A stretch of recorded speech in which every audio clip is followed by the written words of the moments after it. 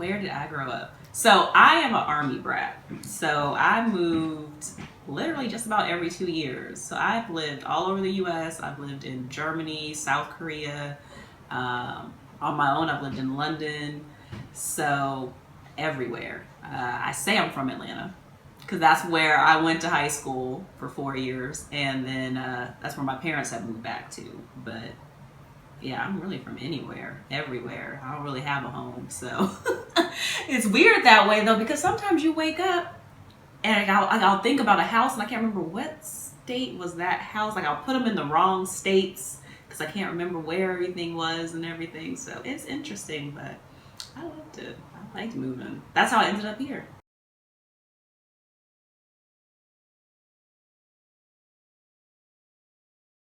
Meet new people, you get to be in a new place, you get to reinvent yourself.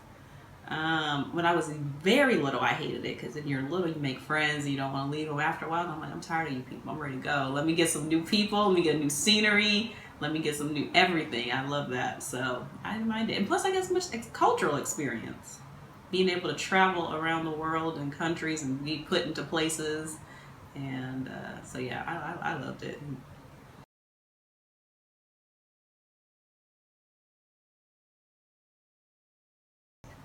Kid was I? My parents would say I was spoiled. My brothers and sisters would say I was spoiled too. I'm the baby, so I would just say that I was the favorite. And that would be why they felt that I was spoiled. But there's a huge age gap, so I felt like I was an only child. My siblings are 15, 14, and 8 years older than me. So for the most part, I kind of was an only child. And I would say I was a very creative child. I remember anything would be my toys. I used to put on talk shows with my mom's fingernail polish. I remember she had this big mirror in her bathroom and I would get all the fingernail polish and I would set them up. We had a little audience. We'd have the one that's going to be hosting the show. I have the little guest fingernail polish and I would put on a whole talk show with fingernail polish. I wouldn't play with my toys. That was it, fingernail polish. And I liked older stuff too. I found Nick at Night by accident in the middle of the night and I was watching Mary Tyler Moore, I Love Lucy, Bob Newhart show, all that stuff. And I would stay up till like 4 or 5 in the morning watching these shows on TV. And I would tell my mom, like, wait, there's these new shows on TV. You have to come watch these new shows. They're so good. They're so good. So she would stay up with me. She's like, these ain't new shows. What are you? You are old watching these old stuff. So I always said I'm an old soul. And my mom said the same thing. She said that she felt like she gave birth to a 76-year-old woman because I was never my age. I didn't hang out with kids when I was a kid. So I was always looking for anything that was different and fun to do. And I was always imagining something, you know. I was always on my bike riding around, which I don't think kids even ride bikes anymore. So yeah, for the most part, like I said, I felt like I was the only child, even though I did have siblings. But for the most part, it was just me. So I think because I didn't move so much, I got used to being able to play by myself and, you know, make up things.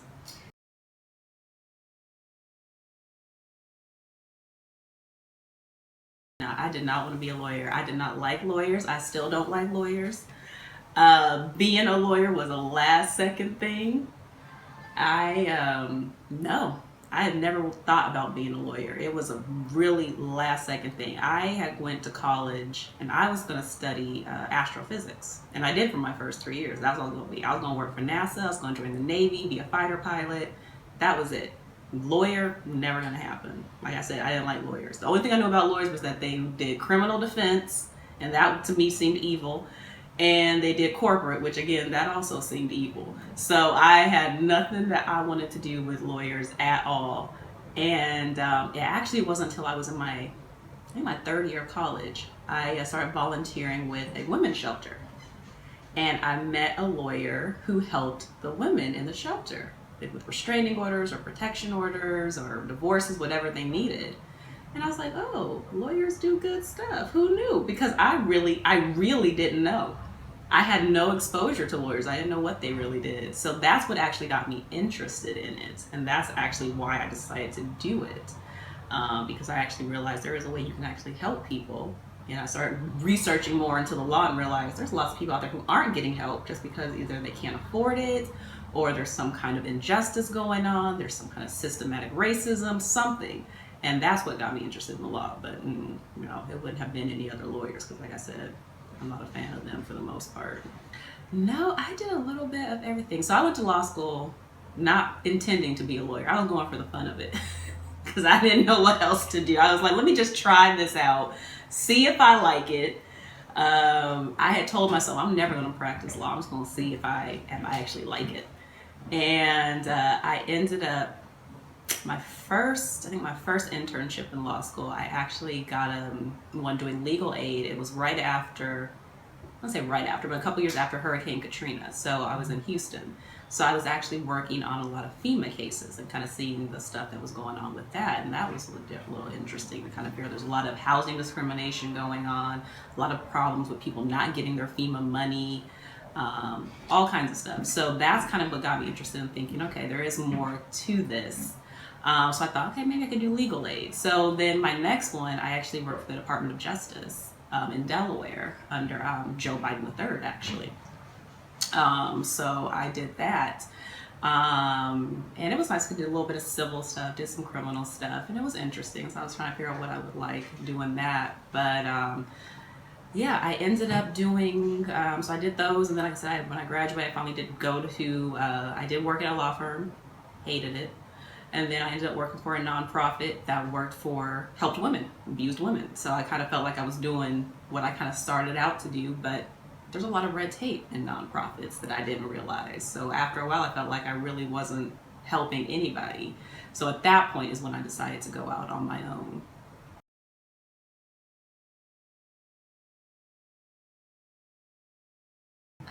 Because I'm a little bit sassy, and I'm going to go ahead and put that out there so you know what you're dealing with. And I just wanted something different. I have been noticing there's a trend in the legal world. Well, there's a trend in the world. Everything's changing. The way people do marketing, the way people access services, the way people find services. And it seems like everybody else kind of changed with that, except for lawyers.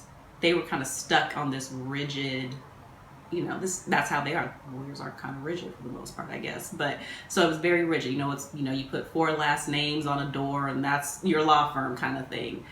And I didn't want to do that. First of all, Larry Law it just wasn't gonna work. So I knew my last name with law wasn't gonna happen. And so I kept kind of thinking of something and it just came to me, Sassy Litigations. I had started calling myself the Sassy Litigator before this, and I was the only one calling myself that, so it's not like it's a nickname that really stuck, but it was something I had kind of started, so I thought I can name my firm this, I think. And like I said, I wanted it to be different. I wanted the whole structure, the design of it to be something you look at and you're like, I can tell it's law, but it's not the law that I know, and that's what I wanted. So that's how Sassy Litigations came about. Oh gosh, yes. It's funny, maybe it was about a week ago, I was the State Bar had a panel, and it was about women, race, and misogyny in the legal field. And it was very interesting to sit and listen to these women talk about, either how they've been discriminated by race, gender, age, whatever it might be. And we were talking about the expectations, about how we can't get as emotional in a case. If the man did the same thing we did, it would be considered, oh yeah, he's representing his client zealously. Woman is, oh, you're too emotionally involved, you need to calm down a little bit. So there's all these little different things about it. And we were talking about that on the panel as well, is just saying how people treat you different. They don't even think of you as a lawyer, as a woman sometimes. And I've had experiences with that where I've had, male clients who are like, oh, I never even thought about a woman being a lawyer before. Or they'll come up to me and like, aren't you the secretary? I'm like, no, I'm not. So there are these different expectations. They expect you to be a little bit softer, a little bit more quiet. They don't want you to be as loud. You often get overlooked in things. The men seem to want to talk down to you a lot. They always want to call you honey. And they actually had to just do a ruling where they're not allowed to say that. Judges and lawyers are not allowed in court to call women honey or sweetie. And I'm thinking that had to actually be a new ethics opinion that had to come out. That wasn't just common knowledge.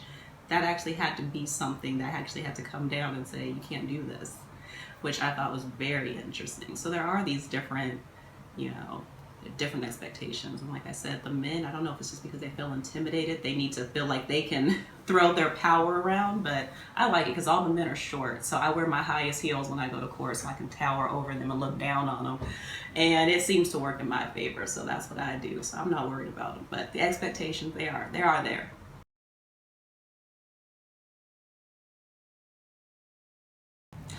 There were some that kind of came wanting to do that. I mean, they always had, domestic partnerships or different things like that. So there were always people looking at trying to do that. But of course, yeah, now that it is legal, there are a lot more marriages happening, a lot more divorces happening too. So, I mean, it goes both ways, and it has changed.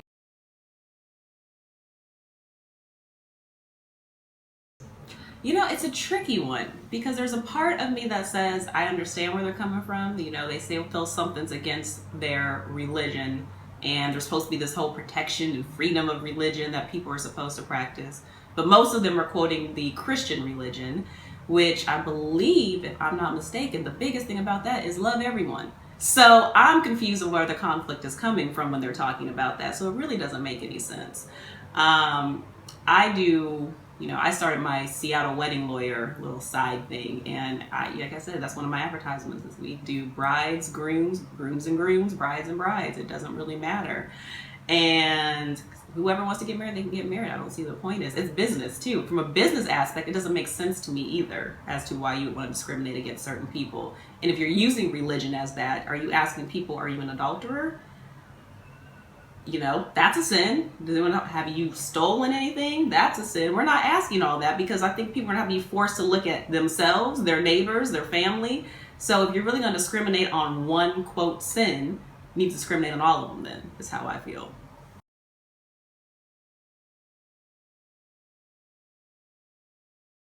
Oh, I think they're very important. It's always good to have somebody who's been there, done that, who's been in the field for a while, who can tell you different things and help you.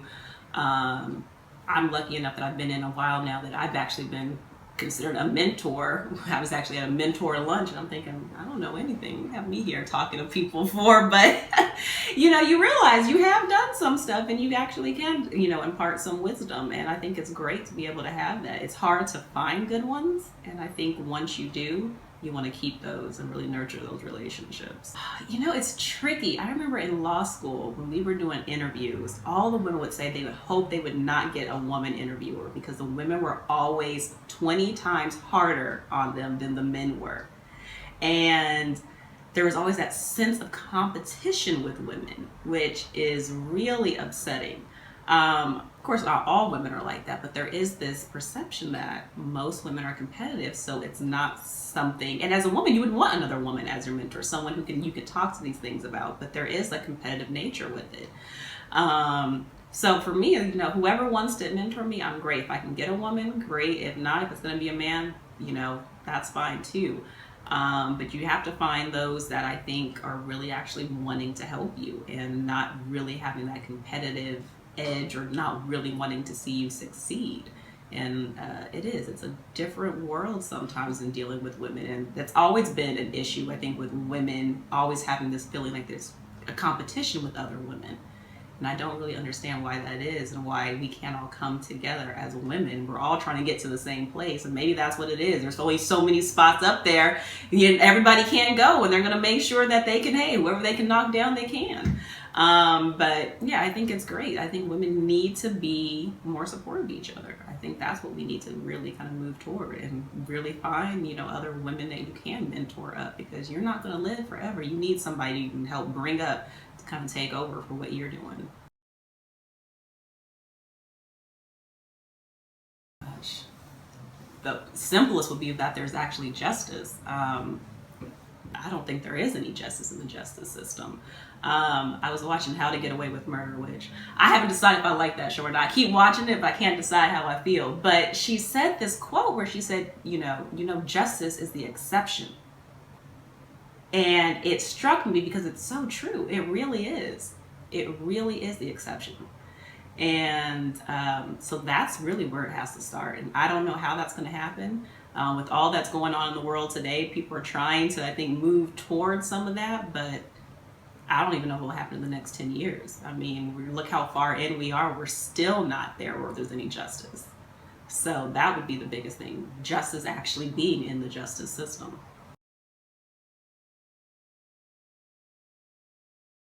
Oh my goodness.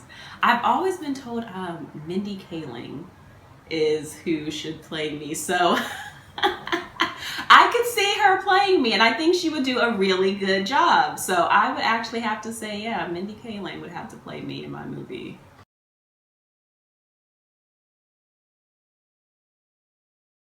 I'm a 90s music. I'm all about the 90s. I guess that's my childhood era, so that's why I listen to it. I had a friend who was visiting. He's like, you really are stuck in the 90s. Like, you need to really get some new music, because that's it. In my car, it's the 90s. And I mean, I was just texting with a friend over here. We're trying to figure out about going to Vegas so we can see the Backstreet Boys, because they're coming back. So that's, that's reminding me of when I was, 13 and 14 years old. So that's it. I love anything with the 90s. I went to the 90s concert they had. It was like Tone Loc and Coolio and Color Me Bad. So yeah, the 90s, because it's simpler, and the music was just cleaner, I felt. Music today is just such crap for the most part. There's nothing but, oh my God, that's all they talk about. Sex, drugs, money, everything's a cuss word. You can't listen to that stuff anymore. So anything that's just back to those older days where things were nice and easy, that's what I'm after. Usually sprawled out on my couch watching something on Netflix, eating something I probably shouldn't be. But yeah, that's pretty much it. Binge watching and binge eating.